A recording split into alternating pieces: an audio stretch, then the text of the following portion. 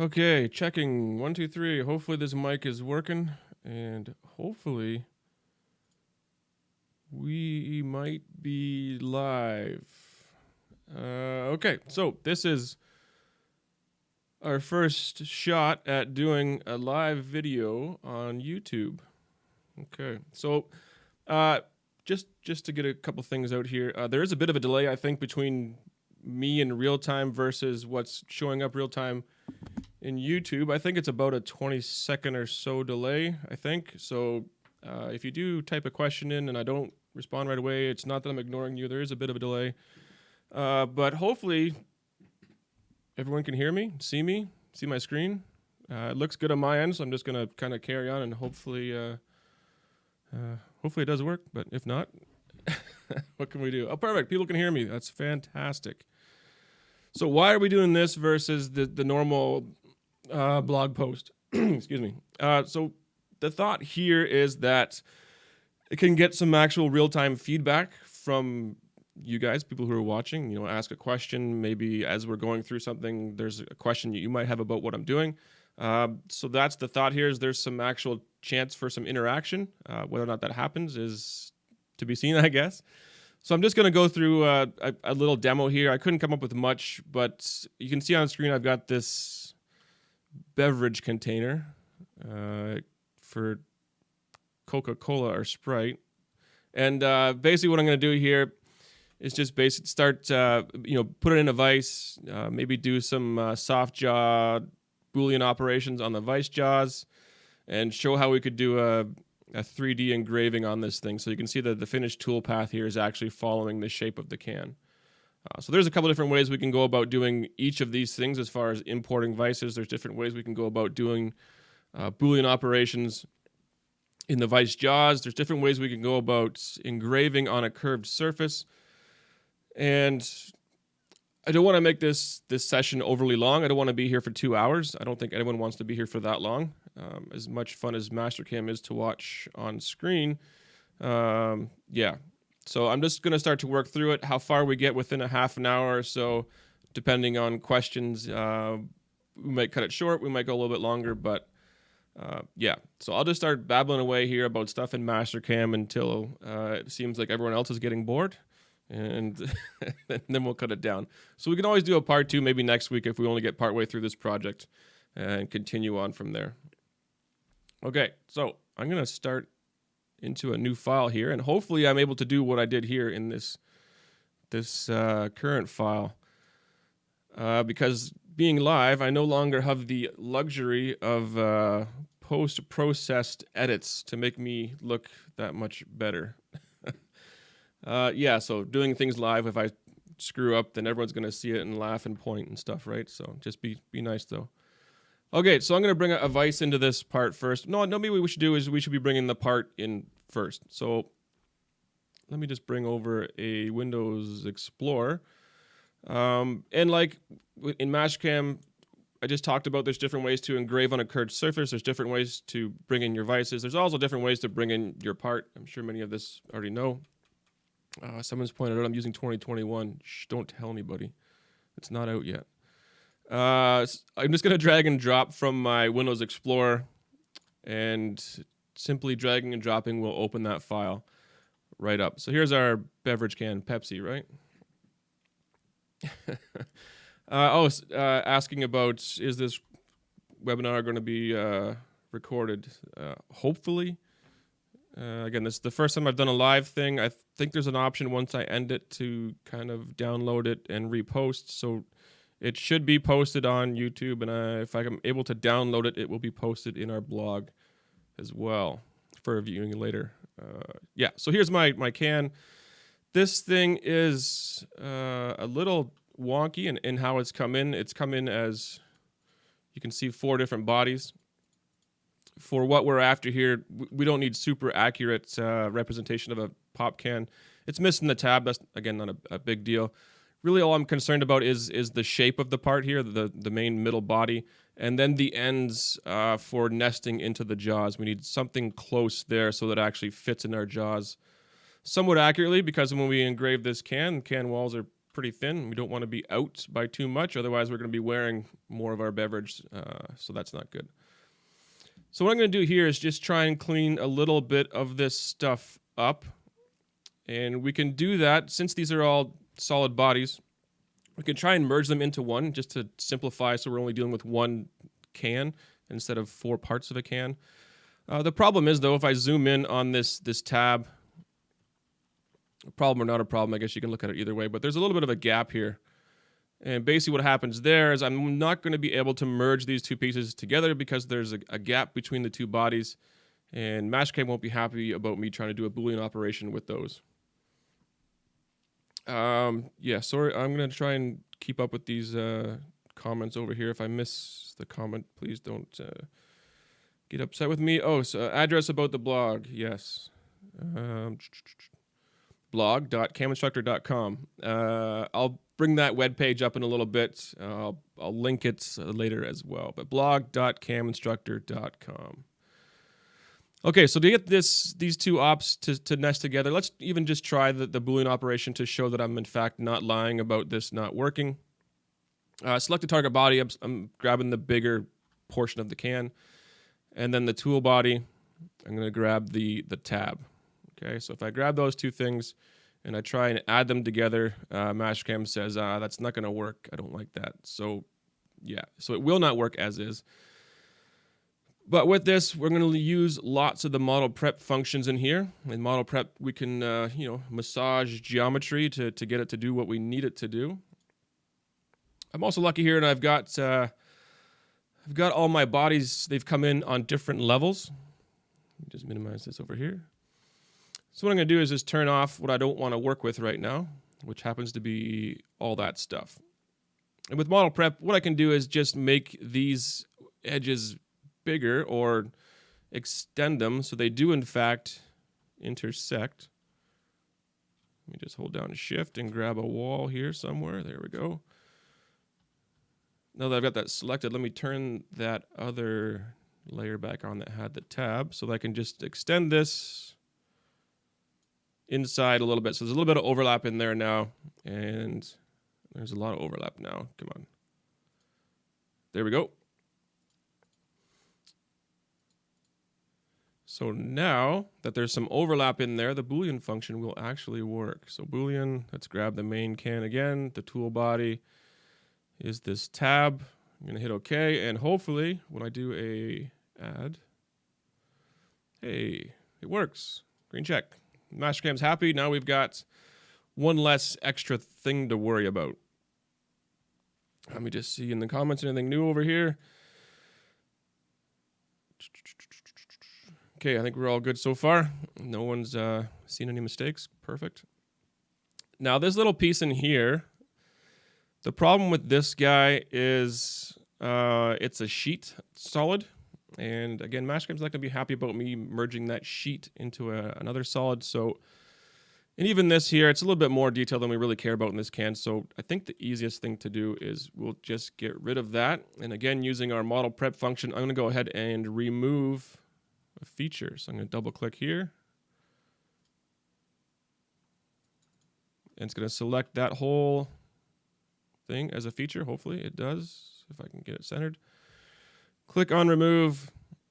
That's gone. Perfect. Now we've got just one solid to deal with as far as what is a can. So let's just update this.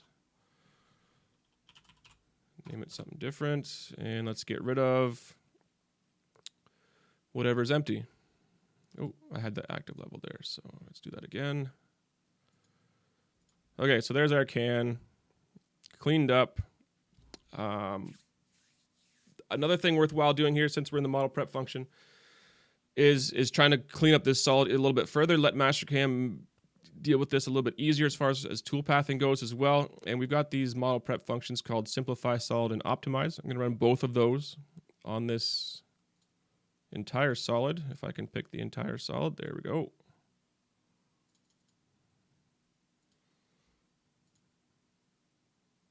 There's the solid.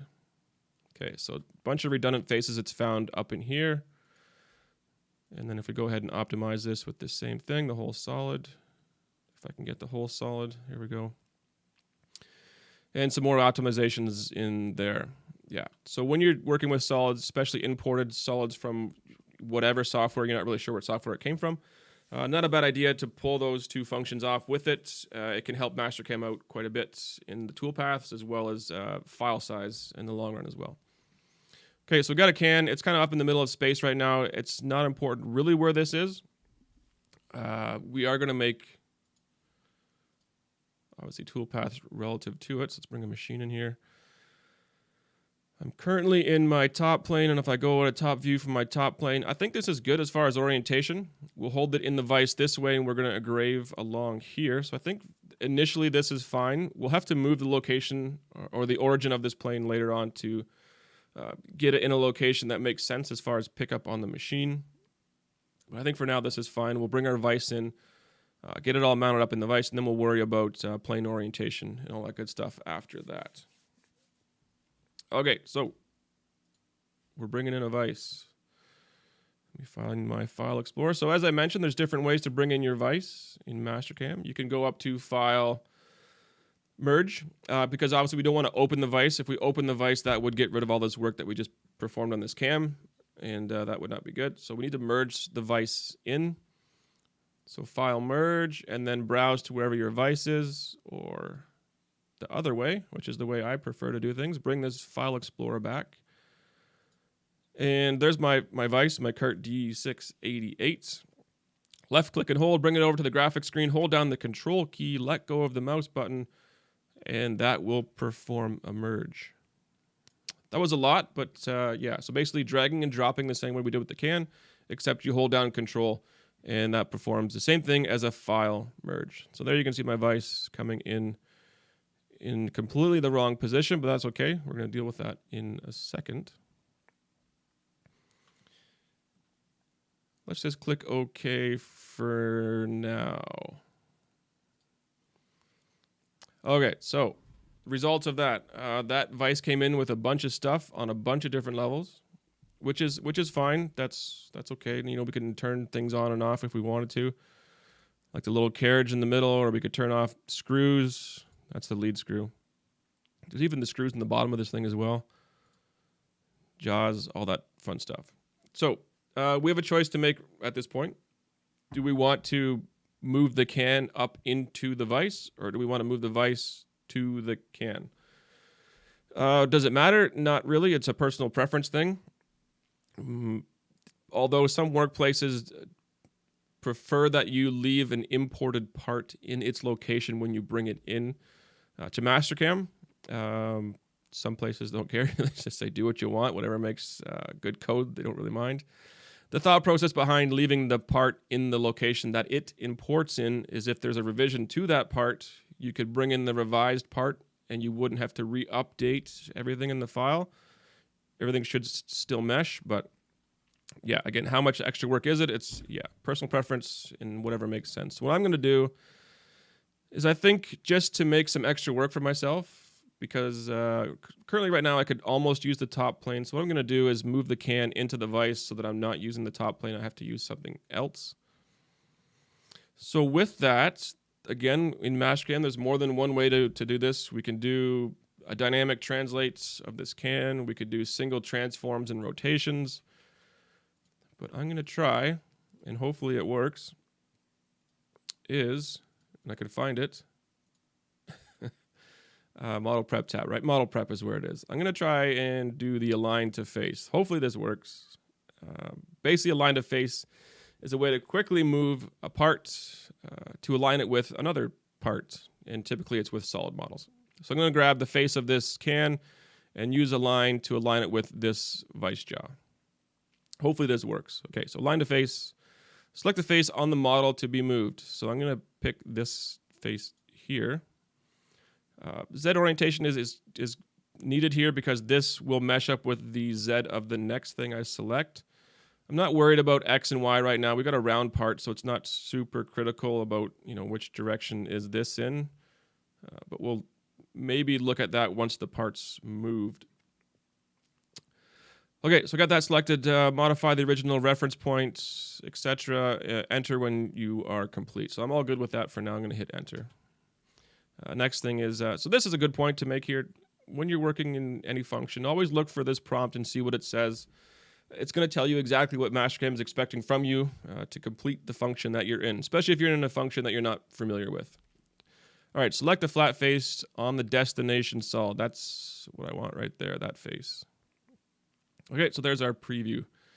So we can do copies, we can do moves. I'm going to do a move. I don't want two cans in my file here. It's good as is. Now we should be able to slide things around here and bring this up.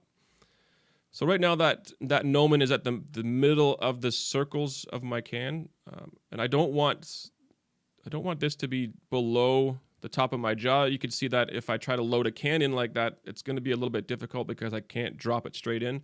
I would have to kind of bring it in front into that slot. So I want to make sure that the middle point of my can is obviously above the top of my jaw. And if I go to that snap point, that will put the exact middle of the can at the exact top of the jaw. And that's all fine and dandy because that's, in a perfect world, that should work. But in reality, when we get out to the machine and we start machining our soft jaws and we go and mesh everything up, it's probably not going to work out that perfectly, and there'll be some overlap more than likely. So to be on the safe side, I'm going to move it up an extra 32nd. No, let's go with 16th. An extra 16th above center. Okay, so just to make sure that the can drop into this soft jaw that we will eventually machine. So that's all good there. We are to move. Let's hit OK.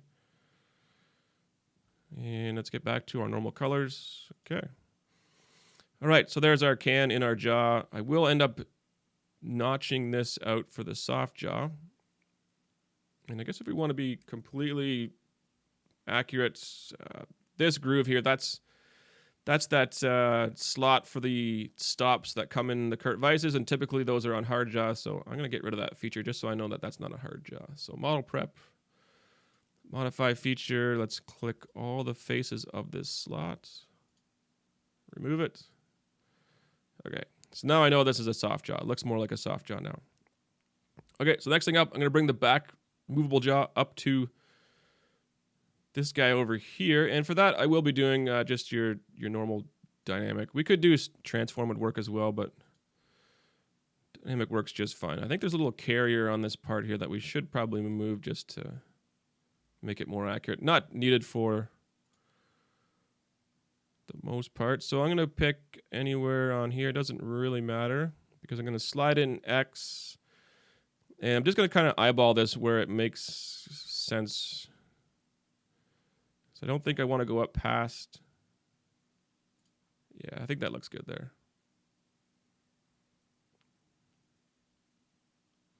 We could go up a little. I guess it wouldn't matter because it doesn't deviate in direction, but yeah, I think that's fine as is. Let's hit OK there. Clear those colors out. Okay.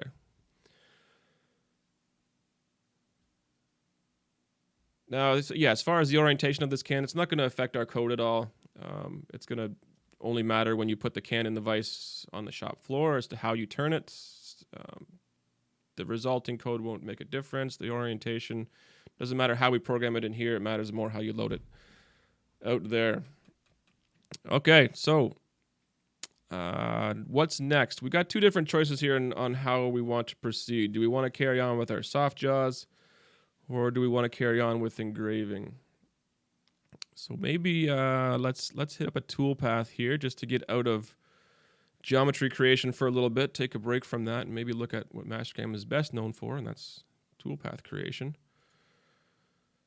So first thing we need to do for toolpath creation, question here, is it needed to orient the vise to? So right now, nothing matters as far as orientation of the vise or the part. It matters that our part is aligned in the vise correctly, especially if we're going to be machining these things into soft jaws eventually. So basically what I'll do in a few minutes here is a Boolean operation on this vise jaw, which will leave the indent of the can in it, and we'll use that resulting solid to drive a tool path to create this soft jaw. So it does matter that the can is in the correct location in this jaw to get the correct G code to actually machine this jaw. Now, when we get into machining this jaw, I'll have to do some more plane creation, which I'm about to get into for the can, but I'll have to do some plane creation so we get the tools at the correct normal to the correct face of the part to machine this correctly. Because when I machine this vise, this jaw, obviously I don't want to machine it from this view. That would be extremely hard. I'd have to get ball nose end mills and do a bunch of crazy surfacing in there, and it's going to be a nightmare. Versus if I take this jaw and take it out of the vise and then machine it from, let me just turn the can off here for a second. Where's the can? There it is. So basically I'm going to try and machine it from this orientation here. So the vise jaw would be out of the vise and in some other vise, and I can machine it with the tool normal to this face. Okay, so that's going to come a little bit later. But let's get back to this can for a second. So machining this can, we need a work plane that can actually get at this entire setup the way it is. So currently, I'm set to my top plane, which is over here, which is if I get to a top view. This is probably not how you would have this mounted on the machine. You could, there's always different ways to do things, but more than likely, the most common way to mount a vise like this, I'm again thinking a 3-axis mill here, not in the 5-axis world at all, is this would be this way. So X travel would be like this, Y travel would be up and down. Currently my plane X travel is like this, Y travel is up and down. So a couple of options again here, we could rotate this whole setup to align with top, or we can make a new plane, and I'm going to go the second route here, which is make a new plane. Okay, so let's go ahead, and I'm going to click on this gnomon over here, and when I do that, that brings me straight into the dynamic plane function, which is, I think, the most useful function when creating planes. So for this one, what I'm going to do is go to I want to be in the middle of the can in what's going to be X, and I want to be at the top edge of the can in what will be Y.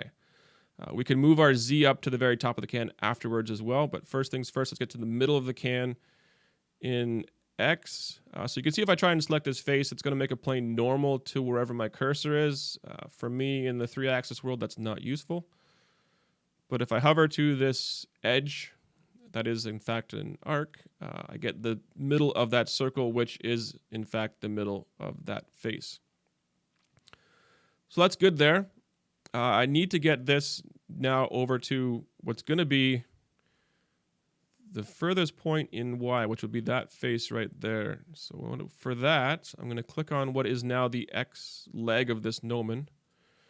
And I can move it just straight back and forth. No matter where my cursor is, it moves in a straight line. If I clicked on the ball, I would be moving this thing around dynamically, and I would lose that middle of the can that I just picked up by picking on that circle there. So very important that we click on the leg of the X and not the ball for this. So I'm going to zoom in, and I should be able to get a snap point from this curve's edge. Let me just zoom out so you can see where that's snapping to. Okay, right there. And that is, in fact, the extent of the can in what's going to be Y. So currently, we are in a good position. Our orientation is a tiny bit off. We need to flip it so X goes this way, not that way. And for this, I'm going to click on one of these blue segments and just rotate it 90 degrees. Okay. So far, so good. So we are exactly in the middle of the can in X and in Z, and we are at the very top of the can in Y. So I'm going to hit OK on that. Well, let's give this a name first. This is going to be can machining. And we're set to make this our plane when we hit OK. So we hit OK. There's our can machining. We can go into a top view of this guy now. Remember, this is the top view relative to the active WCS, which is different than top. Okay, so I guess we should bring Z up to the top of this edge here. A couple different ways we can do that. Let's find out how big this arc is over here first. Analyze entity, analyze that circle. And I got a diameter of that, a radius of that. I'm going to copy that value, Control C. Now with this plane, I'm going to move it up So I'm going to go edit. Let's grab the Z. And I'm going to type in. Whoops. Let's try that again.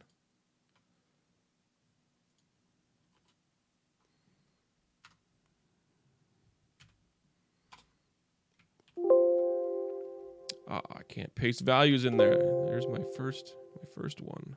Let's try this again. I'll have to memorize this. Hopefully I can do this. 1.2992. It's probably a better way to do this, but hey. 0.2992. Enter, green check. Okay, so now our plane, Z0 is the top of the can as well. That might be a little bit tricky to set, but it's probably the safest option. Okay, so we got a machining plane. We got a can set up. We've got our vise set up. What next? We need a toolpath, right? Jason's helping me out here. Jason has all the answers. He knows all this stuff. He should be in here with me, picking up where I screw up. Okay, we got it there. There's obviously better ways to do that than what I did. Yeah, I think you could have snapped to the quadrant if I had quadrants turned on, maybe. But let's carry on here. Let's keep going. So as far as, again, we're going to get to the soft jaws a little bit later. Let's get into this toolpath. So I need some stock. So first thing I'm going to do is set up some stock here. Since we're engraving into the can, so we're going negative into it, I can use the existing can as my stock. And hit OK.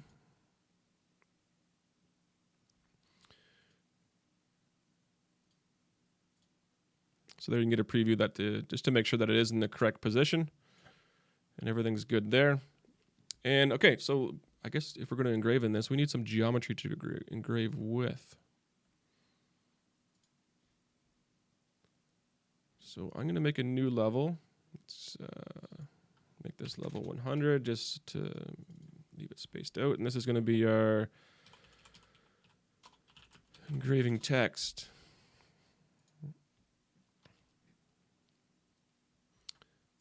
Okay, so let's make some text here. Text is done in the create letters function. And I've got it already set to engrave Cam Instructor. I've already set up a size, 1/4 inch high, and I've picked a font over here, Myriad CAD fonts. Okay.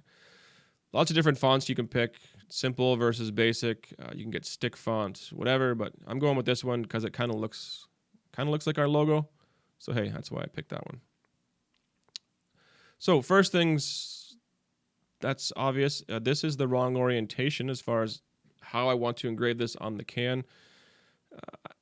It would be cool if I could engrave this and wrap it all the way around, but if I'm dealing with a 3-axis mill here, I can't get too extreme with how far off of this center line I can get. I can get a little bit off and get away with it and still match the rotation or the curvature of the can. But unless you can do a 4th axis rotation, we can't quite get this to wrap all the way around the can. So what I'm going to do with that is I want my text to go down the can, not across it. And for that, I just need to make a plane. Let's go duplicate this. I'm going to rotate this so that the X goes along the can. Set this to my construction plane. Head back into my create letters, and my text is now going the right way. So the text wants to follow X. So this is what I want to do here. The next little issue I'm going to come up with was placing this text, is getting it in the right location as far as the middle of the can. And for that, I think the easiest way to do it is just to place this out in space for now. I already know this text is a good size. It fits inside this flat spot. And I'm going to need to make some extra alignment geometry. So I'm in this plane here, this CAM Machining 1. I should call this maybe just text creation. Text, that's enough for me. Okay, so to get this aligned to the middle of the can in X, what I'm going to do is create some extra geometry. I'm first going to go to 2D, and I'm going to put this up above this height here. So I think 1 inch would be fine. Maybe even ½ inch is plenty. Okay, and I'm going to create a line from the middle of this to the middle of that. Okay, let's hit OK there. So basically what I've got now is a line exactly in the middle of the can, and its extents are exactly the flat portion of the can there. Okay, now to get this exactly centered in here, just going to go and make a bounding box around that. And of course I made it up too high, so let's just get that back to 3D. Hit OK. And to find the middle, let's just go a diagonal all the way across it. Hit OK. And now the middle of that diagonal line I just made, I'm going to put exactly on the middle of this line I just made using dynamic. So I think it obviously dynamic finds the middle on its own, so I probably did a step there I didn't need to do. And I'm going to put this on the middle of that line. Let's see how I made out. Let me get rid of the extra geometry, construction geometry, that stuff. Okay, so there's our geometry, hopefully above our can. Hopefully in the middle in X and aligned evenly in Y. So that's good. Let me just check the comments and make sure I didn't make any mistakes here. Can you toggle horizontal or vertical for text engraving? You could. I think as Jason's pointed out, though, it's the letters would still be aligned the other direction. Although the text would go down, it would be C facing that way, A facing that way, M facing that way. So that's why I've had to basically the direction of the sentence, I guess you could say, will follow X positive. So that's why I had to rotate that plane to get this going like this. I guess if you wanted it to be that way, it would definitely work. And sure, absolutely, there's no rules in engraving a can. Definitely no rules to be made here. Okay, so we got our text. What are we doing next? So we're done with this plane for now. So let's maybe get back to our normal machining plane. And engraving this. How are we going to do that? So there's a bunch of options here. Well, not a bunch. There's two anyways, two obvious ones. So we're on a 3-axis mill. We don't have any options to do any rotation. So multi-axis for now is out of the question. Project is one that probably would, lead you to believe that you can project some toolpaths onto a surface. But we can also use contour.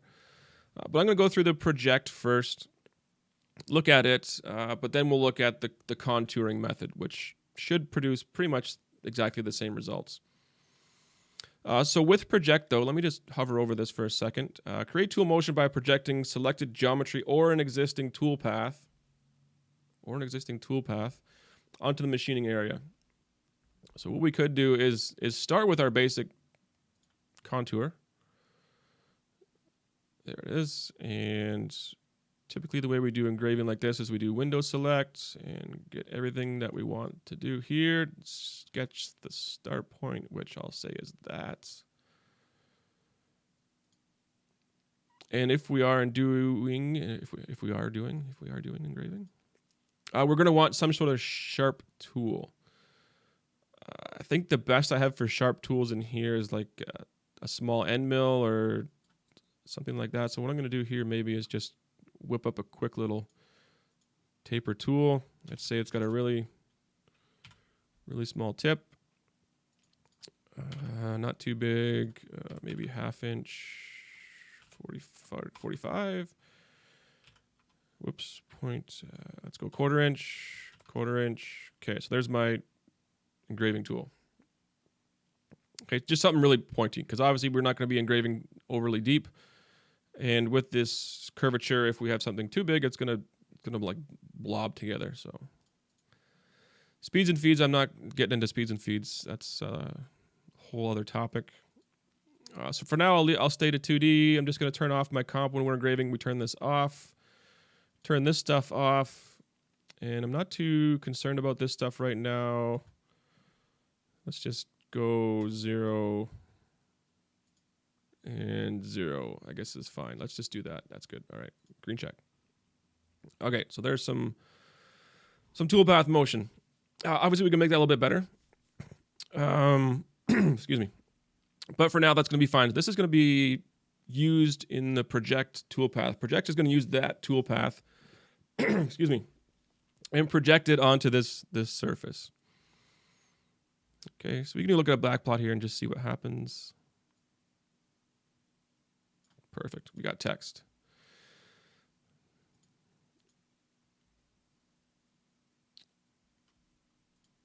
Okay, project. Hit OK there, and I'm going to project onto that face.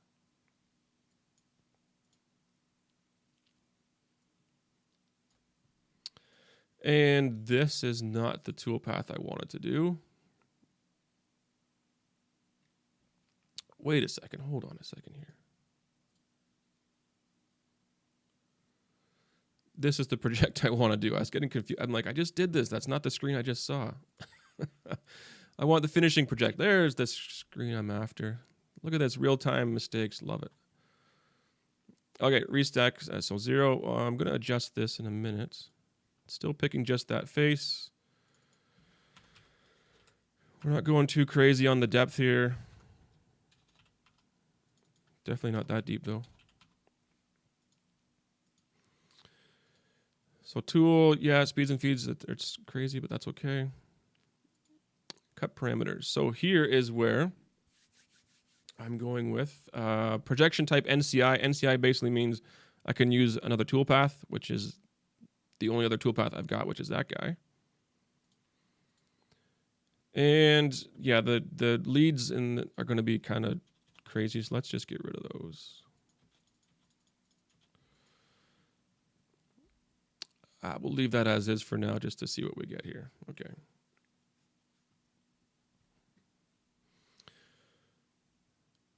Okay, so there's our toolpath. It's tough to see it, so maybe just do that. It's hard to tell as well right now if it is following the curve of the can or is it just this but deeper. We can get into verify, and this should show up. Where are we at here? 37 minutes, not too bad, I guess.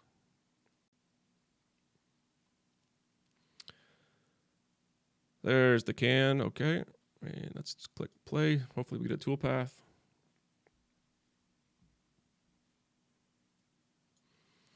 Okay, that's a lot slower than normal.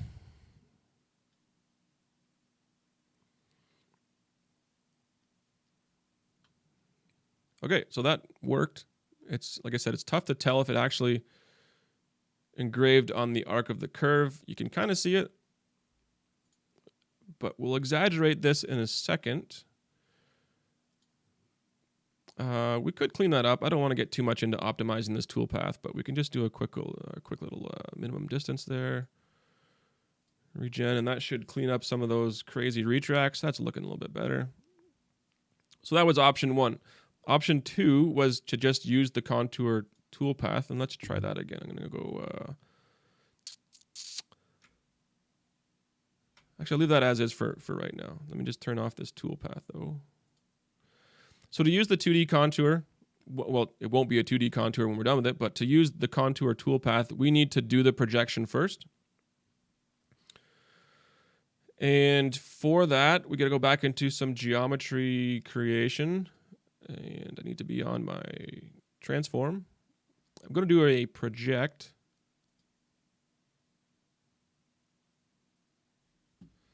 Just got a little prompt there that my streaming might be breaking down a little bit. Hopefully everything's okay. Okay, so I'm going to select all this geometry here. I'm going to just pretend that everything is fine with the stream. Hit OK. I'm projecting. I'm going to do a copy because I want to keep this stuff up here for that 3D path I just made. So copy it down to this face.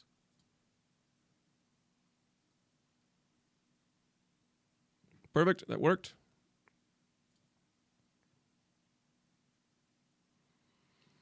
Loading, loading. I think I need a better computer. I guess I better put a request into the boss to upgrade my computer, eh? Make streaming better. Because we do this so often. All right, so we got some geometry on the can now that should be following the curvature of the can. And contour, same thing we just did before. I'm going to window select the stuff that I want to engrave, which is all that stuff. Select my starting point. Say right there. We're going to use the same tool. The only difference over here now is we are in fact doing a 3D contour with this turned off, no leads. And over here, let's set some depth. -5 thou. Top sock is incremental from the chain we selected. Green check, and it works, right? Looks good. Let's launch that into verify and see if we actually get some good geometry cut here.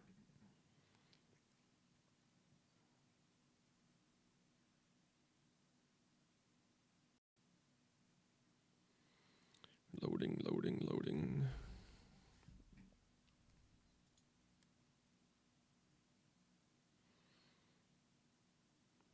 Okay, so I think it's working just fine.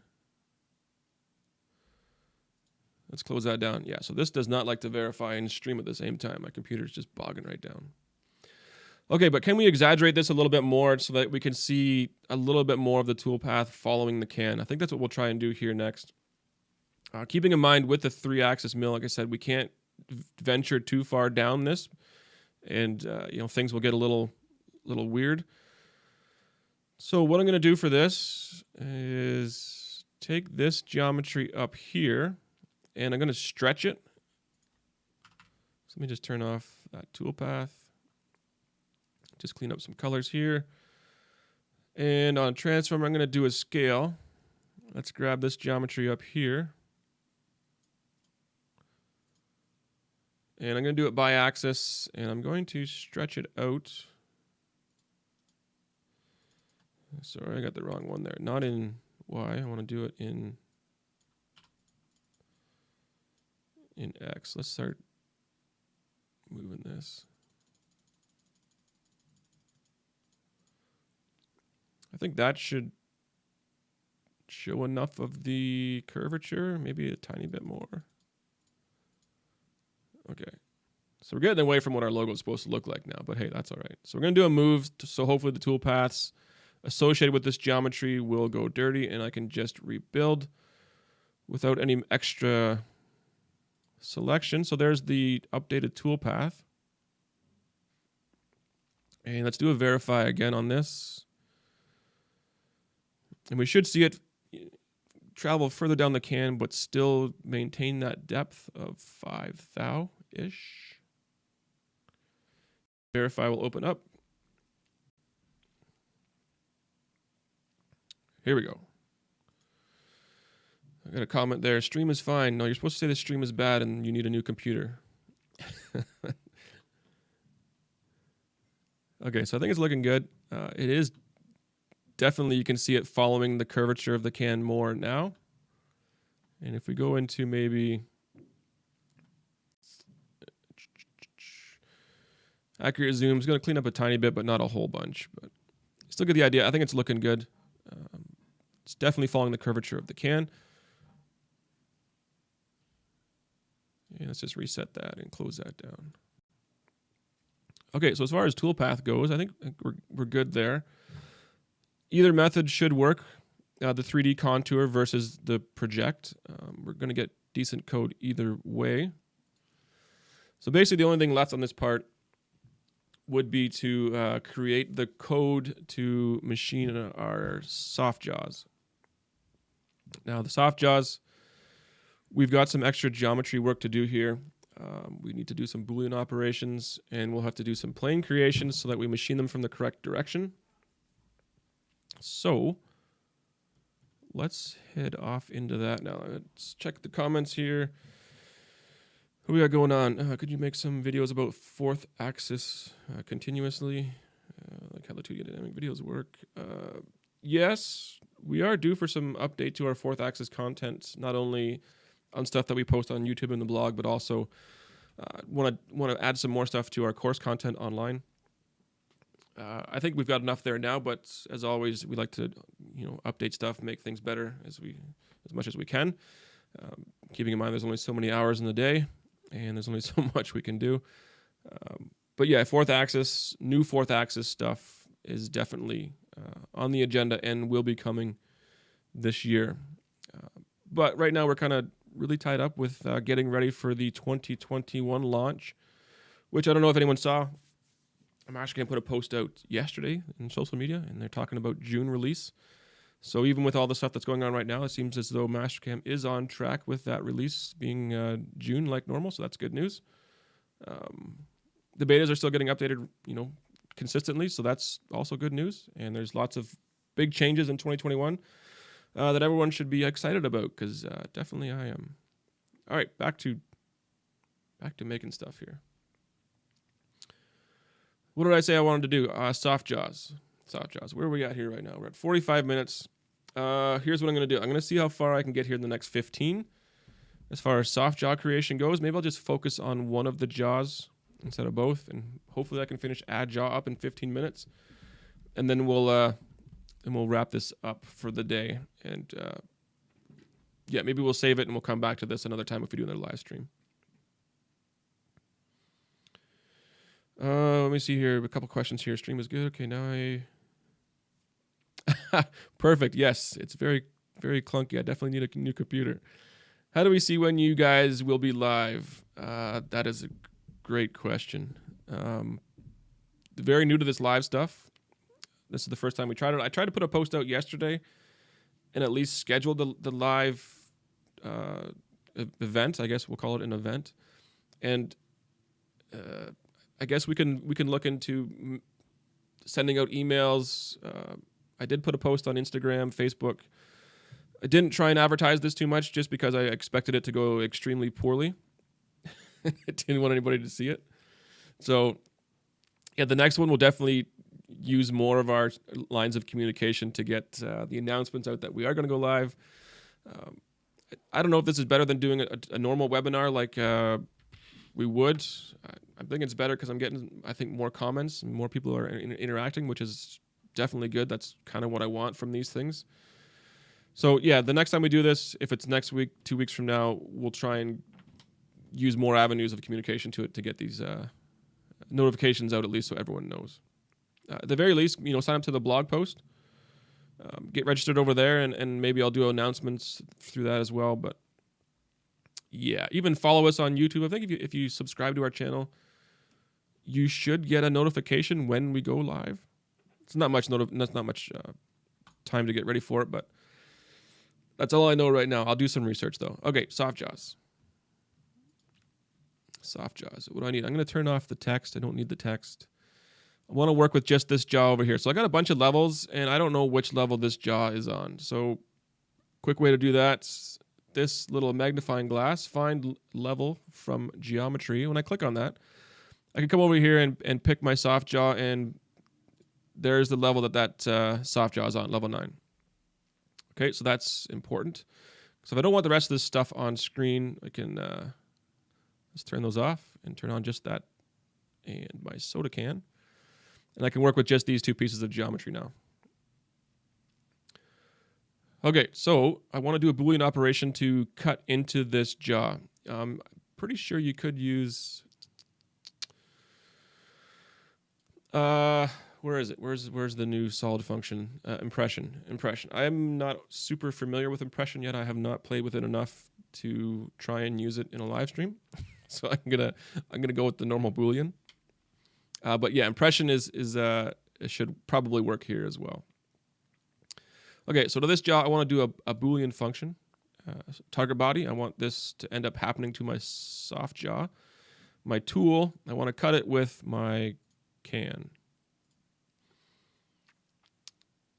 Okay, so this is working, surprisingly. Oh, let's go to that. Now this doesn't work. So there's an error here, and as far as my understanding goes, this solid here is not a full solid. It's not. There's still thickness to the, I guess we'll call it sheet metal of this can. So what it's doing is it's making a separate body inside of these outer faces, which Mastercam doesn't like. So all I'm going to do is checkbox that to keep it non-associative, and this should be fine. So there's no error there anymore. Let's green check. And if I turn off the can, you can see what happened to it. Okay.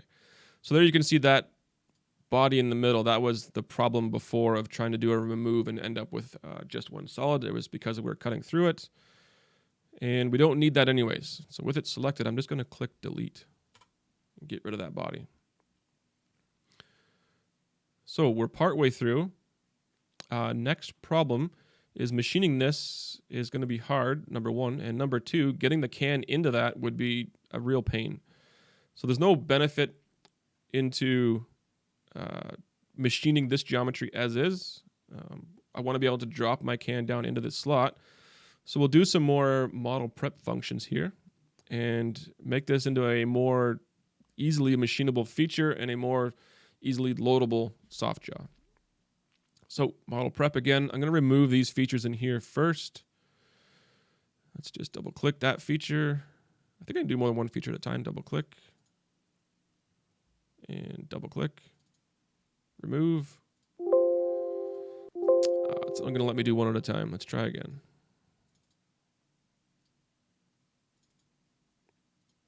Or I may have had some unselected geometry over here.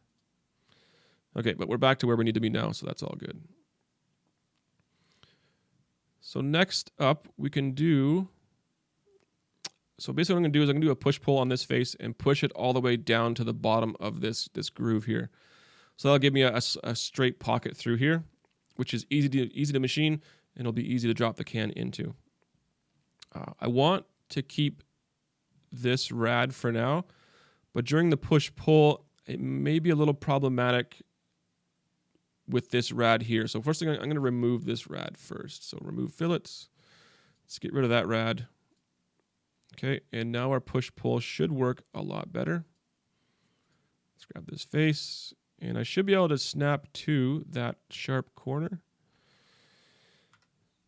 And it's not letting me, so let's... I gotta try and remember what I did last time. Actually, let's try... Will it let me remove this feature? It will not. Can I select all of these and push-pull it? It's not really what I want to do, but...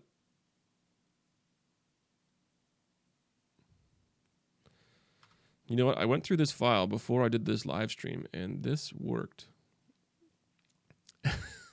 So I have another idea. Let's remove a fillet, that one. No. How about we try removing this feature? Okay, that's helping. Let's try the push-pull now.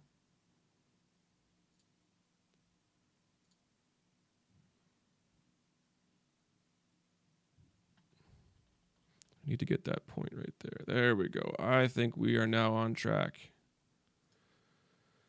Okay, I got it. Okay, I was getting nervous there for a while. Okay, so now that we got that done, I'm going to do the same thing as I did before with the can, which is perform, simplify solid on this, as well as an optimize on this. Okay, so a few optimizations on all that stuff, and we're good to machine this guy now. Let's have a look at this with the can again. Have a look at that. So you can see when we clamp on it, we're going to be clamping on kind of that spot right there. We're only engraving, so we don't going to be clamping too hard with this vise, so that should be fine. But let's work through this last portion here. I got 6 minutes left. And so this is going to be a new setup, a new part, a new setup. Again, a couple trains of thought here and what you can do. You can make a new machine group, define new stock, define new planes. That's an option. If you just want to do it nice and quick, all you can do is separate this from your engraving text with a new toolpath group. But maybe thinking, well, I can't simulate this with stock at this point, so we can cheat a little bit and just make a stock model. And bounding box of that. And the best feature in 2021 is the automatic naming of stock models. Like I said, I don't know who made that, but it's the best thing in 2021, bar none. We'll call this, this is the fixed jaw, right? Fixed jaw stock. Okay. So with that, then we can do whatever machining operation we wanted to do to this pocket. We could do, I guess this one, there's no real point in doing anything fancy like OptiRough. We could get away with, dynamic or even area mill. Let me see here. What do I want to do? What do I want to do here? We got some comments. I'll read up on some comments in a second here.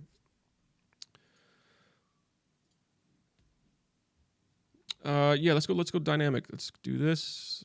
Let's go with machining regions.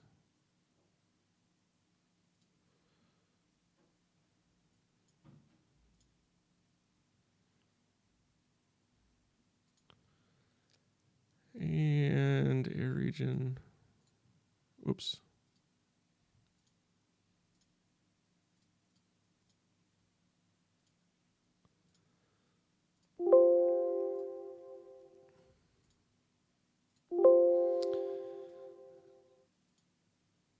Oh, that's a problem we're going to have here. So I don't. Okay, let me just try something here.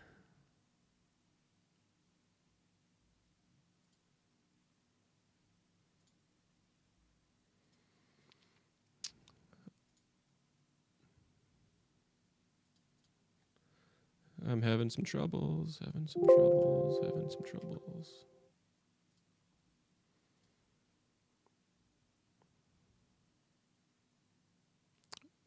think I can do single.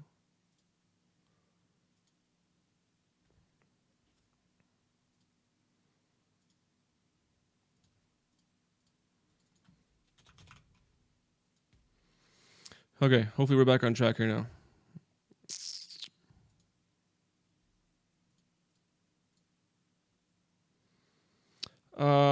Yeah.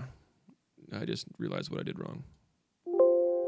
This is not going to machine good without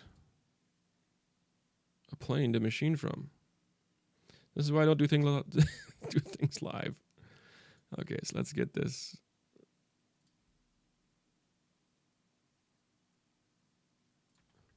How does that look? We got a chamfer there.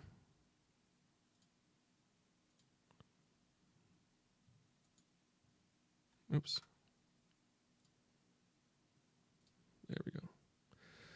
There we go. And that's what we missed. We missed the fixed jaw machining. Fixed jaw machining plane. That helps a lot.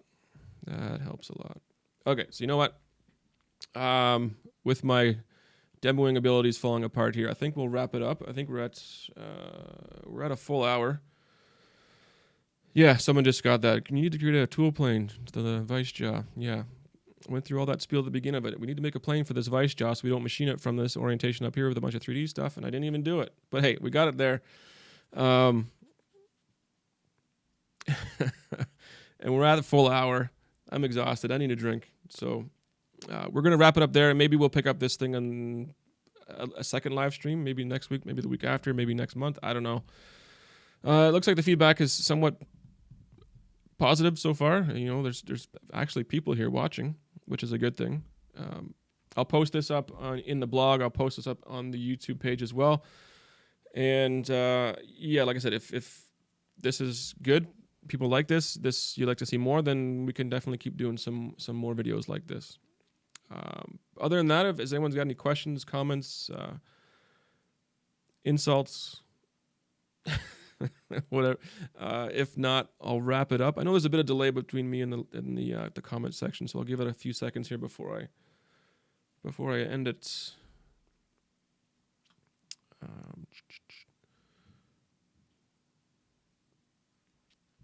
But I'm not seeing anything, so I think we're all good. 2 o'clock on the nose. That means we streamed for an hour. Alrighty, thanks everyone for joining in. Like I said, I'll post all this up, and you can watch again if you really want to. Otherwise, yeah, subscribe, or click follow on YouTube. Follow the blog, and when we do these lives, you should see announcements come out and give you at least a little bit of prep time so you know things are about to start. You can get your questions together and bring questions that you may have along with you. Like I said, I'm hoping these live streams go more along the lines of Q&As instead of me demoing stuff. Because with me demoing, I don't know what everyone wants to see. I guess the problem with Q&A stuff is if you get too specific, I probably can't help you. Especially if you get into really complicated 5-axis stuff, it's very application specific, and you need a guy like Jason in the room to answer questions like that. But I would do my best regardless. So anyways, I'm going to wrap it up.